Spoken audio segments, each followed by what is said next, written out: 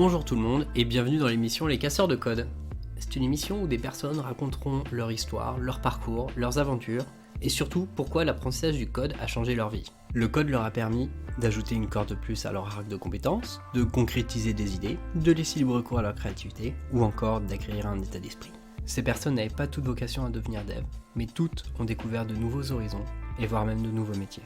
Le point commun de tout le monde interviewé est de prendre la compétence du code non pas comme une fin en soi, mais plus comme un outil. Computers aren't the thing. They're the thing that gets us to the thing. Allez, passons à l'interview du jour. Bonjour Lara. Salut Félix. Comment ça va ? Très bien, et toi ? Bah écoute, ça va plutôt très bien. Merci beaucoup en tout cas d'être venu pour tourner ce podcast. Plaisir partagé, ravi de pouvoir intervenir. Là, t'as fait THP il y a 1 an pour la session du premier confinement, c'est ça ? C'est ça. Donc on aura le temps d'y revenir, mais j'aime toujours commencer ces petites interviews par une question à la fois simple, mais à la fois compliquée. Donc au moment de faire THP, qui étais-tu ? Qu'avais-tu fait avant ? Au moment de faire THP, j'étais en grosse. Donc En grosse marketing. Grosse marketing. Voilà, non, je n'étais pas grosse. J'étais en grosse marketing. Dans une start-up. De base, je venais plus du produit. Donc j'avais fait tous mes stages, mon alternance en marketing produit pur et dur. Du produit, c'est-à-dire ? Cosmétique. Donc pour le coup, rien à voir avec le monde de la tech. Ok, donc c'est pas le product manager, c'est plutôt le produit tel qu'on le voit à L'Oréal et compagnie. Exactement. Ok. Exactement, et d'ailleurs c'était ce type de boîte également. À la fin de mon alternance, voilà, première exposition à THP parce que je me pose des questions sur quelle est la carrière que j'envisage, comment la construire, etc. Je me dis en fait on a cette espèce de révolution digitale qui est hyper dure à appréhender.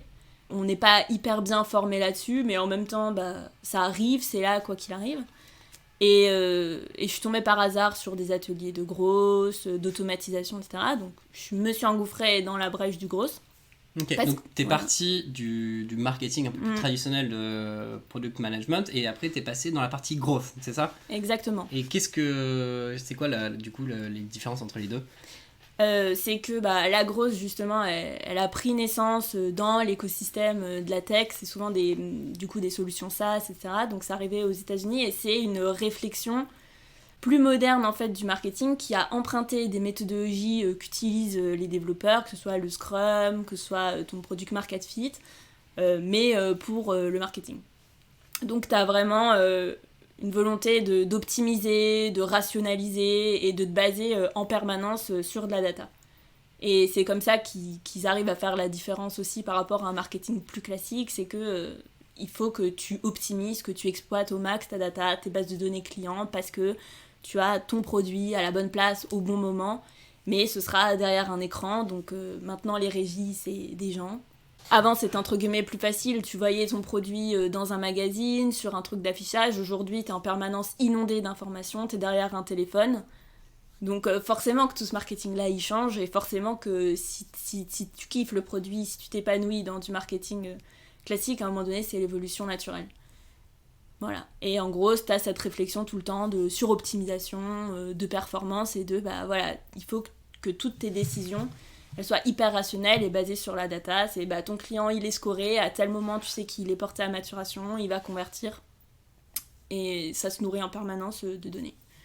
Ok, et donc tu t'intéresses à la growth. C'était il y a combien de temps ça ?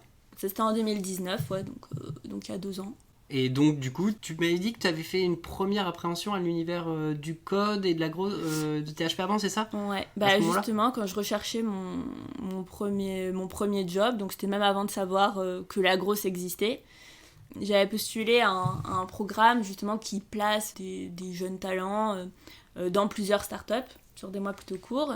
Et j'étais à mi-chemin entre un profil un peu intéressant pour des startups, mais pas encore dans les codes ou assez technique. Et à la fois, je voulais pas rester dans les grands groupes et ce que j'estimais être un marketing plus traditionnel. Et il m'avait justement parlé de THP à l'époque, en me disant, si tu veux te techniciser, il y a toutes ces formations-là qui existent, dont THP, donc ding ding. Premier appel comme ça à l'oreille, première évocation. Finalement, c'était pas le bon moment pour moi, j'avais pas envie de me relancer dans une formation, donc j'ai fait un petit bootcamp en grosse. Et après, j'ai tout mis en pratique pour trouver donc mon premier job. Donc voilà, scraper des salons, envoyer des campagnes automatisées et tout ça aux recruteurs. Donc voilà, on était au cœur de l'application, mais cette fois-ci pour de l'emploi. Donc je fais mon premier job, j'adore ça, je suis en grosse. Et je me dis de plus en plus, mince en fait, donc ok, t'apprends à coder en mode bidouille, en HTML, en CSS... Tu bidouilles ton WordPress et tout pour optimiser l'expérience utilisateur, pour qu'il y ait le moins de friction possible, pour convertir un maximum, mais à un moment donné, t'es quand même limité. Et ce qui était un peu frustrant, c'est quand il y avait des clients, justement, puisque c'était une solution SaaS, qui posaient des questions un peu plus techniques, moi, de me dire en fait, je suis censée être garante du produit, parce que je suis quand même au marketing, donc c'est toi qui développe l'offre, et tu peux pas répondre avec beaucoup de précision à la personne. Et du coup, t'as cette espèce de syndrome de l'imposteur qui commence à se profiler, et en même temps, c'est difficile de travailler avec des développeurs si tu comprends pas leur langage. Tu sais pas ce que tu peux leur demander, tu sais pas comment estimer leur charge de travail, et ce qui m'a un peu fait déclic, c'est un jour où on faisait une daily. Une daily ? Une daily, voilà, et tous les matins, quand tu te dis, bon bah voilà... moi je vais faire ça, j'ai bossé sur ça grosso modo la veille, là je suis bloquée sur tel truc, t'en parles, tu désamorces un peu les situations, et puis voilà, move on, tu vas de l'avant. Et ça faisait, je sais pas, 2 semaines que j'avais l'impression qu'il y avait un dev qui était bloqué sur une migration. Et du coup, même si j'ai toujours été très mou, que ok, tu googles, tu sais pas, bah tu recherches sur internet, c'est quand même hyper bizarre quand tu penses de dire que tu bosses avec des équipes et que parfois, bah t'écoutes mais d'une oreille distraite parce que quoi qu'il arrive, bah tu comprends pas en fait. Vraiment tu te perds, et je me suis dit en fait, c'est trop bête quoi. Tu bosses avec des gens et tu comprends pas. T'étais frustrée ? Ouais, donc carrément frustrée, et puis là, de fil en aiguille, je discute avec une copine qui avait fait THP. Si elle nous écoute, coucou Fanny Gestin. Coucou.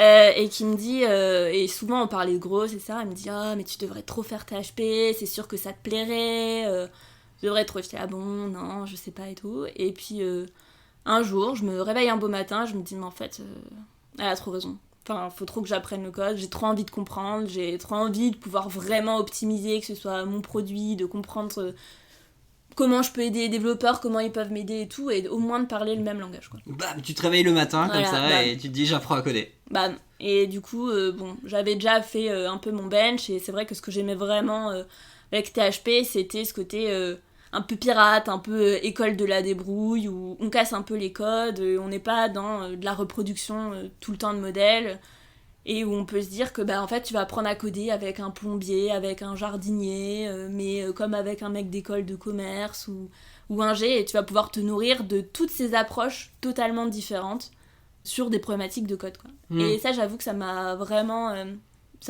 touchée, ça m'a séduit, et je me suis dit, en fait, au quotidien, ça te permettra aussi direct d'être en immersion, et pour en avoir discuté avec aussi des anciens de THP, ils m'ont dit c'est vraiment énorme plus, et je confirme, c'est que quand t'es au quotidien dans ton taf, dans ton travail, pardon, si t'as un problème, qu'est-ce qui va se passer ? Tu vas demander à ton collègue A, à ton collègue B, mais il n'y a pas une solution. Il y en a environ 15 000. Merci. Donc en fait, il n'y a jamais de bonne ou de mauvaise situation, de bonne ou de mauvaise manière. Mais juste à un moment donné, bah, t'as tel contexte, tel tenant, tels aboutissants. Il faut que tu trouves une solution rapidement, et il faut que tu comprennes quand on te parle. Donc, il faut que la solution corresponde à ce que toi tu voulais, et qu'il y aura des avantages et des défauts voilà, dans ce que tu apportes. Exactement, tu connaîtras déjà les limites, et puis après tu fonctionneras en itération, etc. Et c'est vrai que ça, j'ai tout de suite bien aimé avec THP, parce qu'en fait t'es en peer learning, donc t'es toujours dans le débat avec les gens. Le matin, quand tu fais le débrief des exercices de la veille, dès les premiers exercices, tu le vois, quoi. La moindre pyramide, la moindre première boucle et tout avec tes ifs, le mec il peut te le faire en 15 lignes, il peut te le faire en 2, il peut te l'écrire d'une manière où tu savais même pas que ça existait. Il y a des trucs chelous sortis de nulle part, tu fais mais comment ? Et à chaque fois, du coup, t'es corrigé par 4 personnes, et t'as 4 résolutions totalement différentes. Et vu qu'en plus, à chaque fois, tu changeais de personne qui te corrigeait, c'est vrai que ça, c'était hyper riche. Parce que, pour le coup, c'était la raison qui m'avait poussée à prendre THP. Et, enfin, j'ai pas été déçue parce que c'était présent tout au long, en fait, tout au long de la formation, quoi. Ok, ouais, donc ce qui t'avait séduit, ouais, c'était un peu côté école de la débrouille. À THP, Ouais. bah, le côté peer learning vraiment, où ouais, c'est Ouais. ça, tu mets les mains dans le cambouis, et t'apprends des choses. Et donc, bah, tu t'inscris à THP, tu commences la session, c'était la session confinement, premier confinement, Ouais. je crois. J'ai fait Covid-1. Covid-1, comment ça s'est Covid-1. passé THP Covid-1? Bah, c'est vrai que c'était un peu perturbant au départ, parce que moi, je voulais passer du temps aussi avec les gens. J'étais inscrite à Strasbourg initialement. Excellente communauté. Voilà, excellente communauté, très belle ville, très belle région. Et c'est vrai qu'on se retrouve là pour le coup sur Discord. Donc constamment derrière des écrans. Donc il y avait cette première barrière un petit peu difficile à franchir au début, parce que quand t'es à côté de quelqu'un, c'est facile de lui dire en fait, là tu ferais ça comme ci, comme ça. Alors que quand t'es derrière un écran, il faut prendre le pli de surtout pas hésiter, d'aller appeler les gens, de poser des questions et d'être totalement décomplexé, quoi.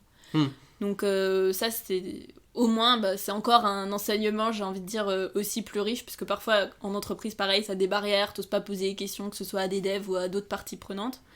Et bon, au final là, par la force des choses, t'es quand même obligé d'accélérer un peu la discussion et d'aller au contact des gens. THP t'enseigne à être un peu poussif. C'est ça, exactement. Un peu poussif. Et donc, voilà, j'ai commencé, mais dès le départ, je savais que je voulais pas être développeuse. Mais en tout cas, que je voulais comprendre. Donc ça, c'était sûr. Première semaine, plus tranquille, parce que c'était la partie front. Mais j'ai vraiment aimé aussi l'entrée en matière douce, parce que c'est vrai qu'on peut se dire vas-y, je vais commencer à coder, aller derrière un terminal et faire des petits trucs de hacker, etc. Oups, et c'est poudre aux yeux, génial. Mais là, ce que j'ai aimé, c'est qu'on commençait avec des cours hyper construits sur c'est quoi le net, c'est quoi Internet, ça remonte à quoi, c'est quoi, quel type de serveur, comment est-ce qu'ils communiquent, une IP elle est construite comment, enfin plein de choses où on peut se dire oui, ok, on sait vite fait. Mais en fait, c'est les racines de ce que tu fais après, quoi. Donc si tu veux comprendre ok, ton serveur, comment il va communiquer avec ta base de données, avec les vues, etc. Enfin, c'est hyper important d'avoir ces bases-là. Et je sais que même aujourd'hui, quand il y a des gens qui commencent le code ou qui font d'autres formations, souvent je leur reparle de ces vidéos, moi, qui m'ont trop aidée.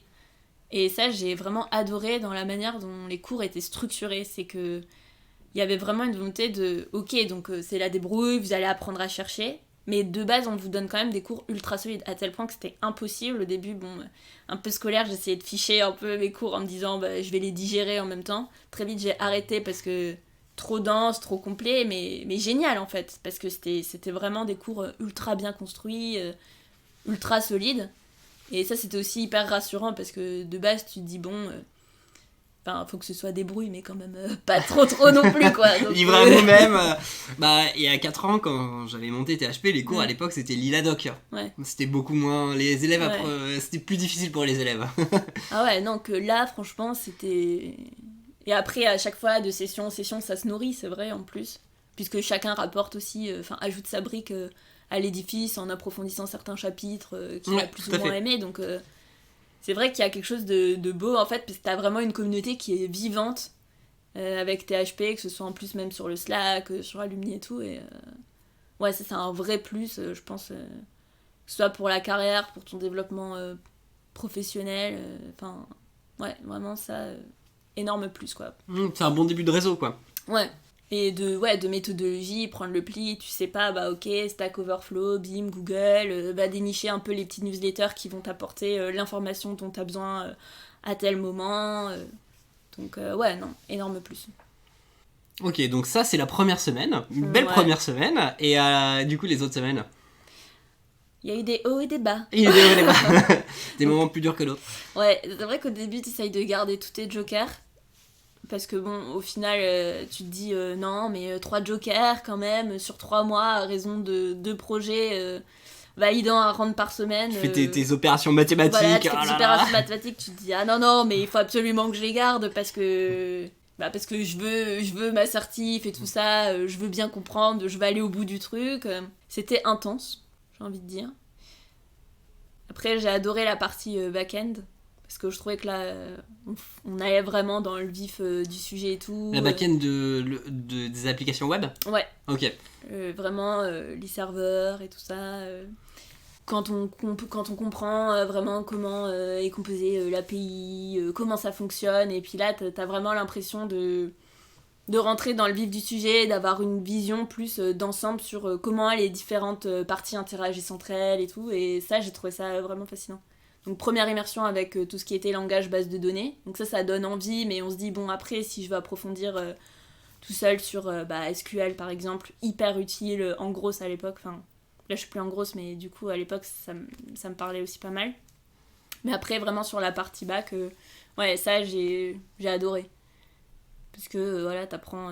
Ok. Et c'est vrai que c'est une manière de penser qui est à la fois bon sens et à la fois mathématique. Donc tu dis qu'un mec qui est hyper matheux va pas forcément réussir à bien coder. Mais bon, en même temps, t'as quand même vachement de logique très mathématique, quoi. Ok, ouais, donc la partie back-end, c'est assez intéressant, c'est marrant. Et sinon, après, toi il me semble que t'avais un groupe un peu cool, non ? Ouais, j'avais un groupe génial, donc c'est. Enfin. La Dream Team ? Ouais, exactement. On était hyper complémentaires, excellente synergie avec un profil à la fois plus agence marketing aussi. Du coup, il y avait moi en grosse, un autre profil ancien commercial qui se reconvertissait, un autre développeur, mais cette fois-ci plus en symphonie. Et on rigolait énormément, enfin même sur Discord et tout, et c'est ça qui est fou, c'est qu'au final tu vois jamais des gens, t'arrives à tisser des liens, et puis ces liens en fait c'est par le code aussi que tu le fais, donc non, c'était vraiment une super expérience là-dessus. On s'est bien galéré quand même sur Heroku. Ah bah ça, voilà, les mises en production sur Heroku, grand classique. Les mises en prod sur le chaton projet à la fin, voilà. Mais ouais non, super groupe. À qui on passe le bonjour. Ouais, à qui on passe le bonjour. On est toujours en contact aujourd'hui. Et donc là, vous rendez vos chatons et votre projet des finales. Les chatons, donc c'était un projet, une boutique en ligne. C'est ça, avec des photos de chatons. Et qui vend des photos de chatons. Enfin, un magnifique projet que vous réalisez de A à Z. Ouais. Et depuis, tu fais quoi ? Et depuis... L'après-THP, ça se passe comment ? Après THP, là maintenant, aujourd'hui, je suis product owner. / product manager, puisque dans les petites startups, souvent, tu fais un peu des deux. Donc à la fois la partie plus stratégique, où tu as la roadmap produit, dans ta tête, tu vois à peu près, enfin dans ta tête, et sur Jira, et sur Craft, je sais pas quels outils les gens utilisent, tu sais qu'est-ce qui va venir, à quel moment, parce que tel impact, parce que telle capacité à faire de l'attraction par le produit, et à la fois la gestion du backlog des développeurs, les specs produits, les conditions d'acceptation, faire les tests avant la mise en prod. Voilà, les tests, sur les différents environnements. Tu testes l'application pour voir s'il n'y a pas trop de bugs ou si ça fait ce que tu veux faire. Alors il y a une partie qui est automatisée, donc automatiser en partie les tests, et puis après il y a toujours, tu reproduis exactement ce que l'utilisateur final va faire, et puis t'es j'ai envie de dire, ce point de contact tout le temps entre le marketing et les développeurs. Donc tu traduis les besoins du marketing en code, donc parfois il y a des demandes clients qui remontent au support et qui donnent naissance à des super fonctionnalités produits, et tu sais que ça aura encore plus d'impact parce que ça vient du client, donc il y a une relation qui se noue aussi avec et ton produit et ton client. Et à la fois, dans l'autre sens, tu peux remonter, tu peux rassurer les développeurs, tu comprends au quotidien pourquoi est-ce qu'il faut coder telle feature avec celle-là, pourquoi celle-là on l'attaque plus tard, parce qu'en fait tu sais à long terme que il y a telle autre fonctionnalité qui arrive, et puis tu peux aussi tempérer un peu et dire par exemple au marketing ça hyper intéressant mais pas pour tout de suite. Donc tu traduis à chaque fois les différents besoins à ces deux équipes, et ça c'est un énorme plus pour le coup d'avoir fait THP, parce que tu te sens pas largué, en tout cas tu peux parler précisément des choses quand t'es avec les développeurs, et tu peux traduire ça de manière très simple sans aller dans le jargon aux équipes marketing pour qu'elles en fassent un asset commercial très concret, quoi. T'es un peu le lien entre le market et l'équipe des devs. Ouais, exactement. Chaque fois, mon père travaille dans le bâtiment, j'utilise toujours la métaphore du maître d'œuvre. Je trouve le PO, c'est vraiment le maître d'œuvre qui est sur le chantier. Donc t'as le CTO qu'on pourrait comparer à l'architecte, finalement, qui pense vraiment le logiciel dans toute sa complexité, tout ce qui est très très pointu, très technique. Et puis t'as le PO qui est dans l'opérationnel de développement avec les développeurs, qui fait les allers-retours aussi avec le marketing, avec le support, les remontées clients, et qui s'assure toujours de l'avancée du chantier finalement. Donc j'aime assez cette métaphore, je trouve qu'il y a vraiment ce côté bâtisseur. Elle est assez bien trouvée, ouais. Moi, j'avais lu aussi un truc comme presque un peu chef d'orchestre qui essaie de récupérer un petit peu le meilleur de chaque département et qui essaie à la fin de faire une belle mélodie qui est l'application. Ouais. Exactement. On peut aussi avoir cette métaphore, ouais. Après, ce que je pense qui m'a aussi trop aidé de THP pour être product owner, c'est justement, on parlait d'école de la débrouille avant, de vouloir vraiment comprendre comment les choses fonctionnent, d'aller poser des questions, d'aller de forum en forum. C'est pour justement faire l'inspecteur gadget, quoi, dénicher une des meilleures manières de répondre à la question de ton client, mais cette fois-ci par le produit, aller regarder, telle API, elle fait ça, elle fait comment, mais qu'est-ce qu'elle va utiliser, et de creuser, et ça c'est quelque chose qui est vachement insufflé par la méthode de travail aussi THP, quoi. Et au quotidien, je pense que c'est le truc, moi, qui me... le truc. Encore plus que le code. Ouais, encore plus que le code, puisque en fait, chez nous, on est en Python, donc THP t'apprends pas à coder en Python à THP. Que ce soit Python ou PHP ou j'en passe, c'est toujours la même chose. C'est toujours la même chose, et de toute manière, je pense que c'est mieux d'avoir de la complémentarité quand t'es dans un binôme développeur-product owner, plutôt qu'on en parlait avant d'être dans de la verticalité où tu serais tenté limite de dire au développeur exactement comment il doit coder de manière assez infantilisante. Donc vraiment THP t'insuffle ce côté, t'es inspecteur avec ton œil du monocle, t'essayes de comprendre comment ça fonctionne et comment tu vas pouvoir designer cette feature que le développeur il va coder ensuite, quoi. Mais alors ce qui est assez amusant, c'est que tu me dis qu'aujourd'hui tu fais du product owner et qu'à l'avant tu faisais du gross. Ouais. Pourquoi passer donc de l'univers du market à l'univers du product ? Alors déjà, t'as pas de frontières très, très établies dans tous les cas entre les deux. Finalement, ça se fait assez facilement. C'est juste que quand t'es en gros, t'es vraiment dans la performance et tu vas générer de l'attraction par les méthodes, donc que ce soit des campagnes d'acquisition, de l'outbound, les relations que tu vas avoir avec tes agences, les opérations que tu montes... comment tu vas gérer ta base de données pour contacter la bonne personne au bon moment avec le bon message. Et quand tu passes en fait au product, tu crées cette traction mais par le produit en lui-même. Donc là, tu agis sur un autre des 4 P en fait. Finalement, tes 4 P marketing où tu as produit, place, promotion, personne, quoi. Et donc toi, c'est sur le produit. Voilà, et là je suis sur le produit et au final il y a bouclé. Puisqu'au début j'étais sur tout ce qui était marketing, produit pur, et puis tu reviens au produit. C'est beau, tu étais chef de produit avant de faire du marketing, avant de revenir chef de produit, mais c'est chef de produit différent. Ouais, exactement. Eh bien parfait, merci beaucoup pour toutes ces réponses. J'aime toujours terminer par une question qui est, est-ce que tu aurais un conseil à donner aux personnes qui t'écoutent ? Ouais, de foncer. Foncer direct, pour avoir eu le parcours un peu classique d'école de commerce, je pense que c'est important, surtout quand on est en marketing, de pas avoir peur en fait de tout ce discours technique, de toute cette nouvelle manière d'appréhender le produit, le marketing, qu'il faut foncer à fond et il faut pas hésiter à se confronter au code en fait. Parce qu'on peut faire un bootcamp de 3 mois et apprendre à coder en Ruby en sachant très bien qu'on va pas être développeur. C'est pas 3 mois de perdu. C'est forcément des années de gagné, quoi. Et moi, ça me sert au quotidien. Je pensais pas être product owner un jour, je pensais pas du tout finir là au départ si je regarde en 2019. Et je pense que ce serait foncer, pas trop se poser de questions en se disant oui, mais en même temps, je suis pas assez rigoureux, j'ai pas l'esprit mathématique, j'ai nanana. S'il y a quelque chose que THP a su démontrer, et je pense que c'est vraiment à la portée de tout le monde qui a la détermination, la motivation et juste qui a envie de comprendre, quoi. Un peu de curiosité, un peu de sens de la débrouille, et puis ça ira tout seul. Et je pense que dans tous les cas, c'est des bonnes pratiques à prendre, parce qu'après, ça génère aussi un cercle vertueux de quel MOOC je vais faire, comment est-ce que je vais apprécier tous les jours plus mon travail, parce que je vais aussi me mettre en difficulté pour apprendre des nouvelles choses, et que c'est comme ça au final qu'on aime se lever tous les matins avec le sourire quand on va bosser, quoi. Donc je dirais foncer, quoi. Conseil, foncer.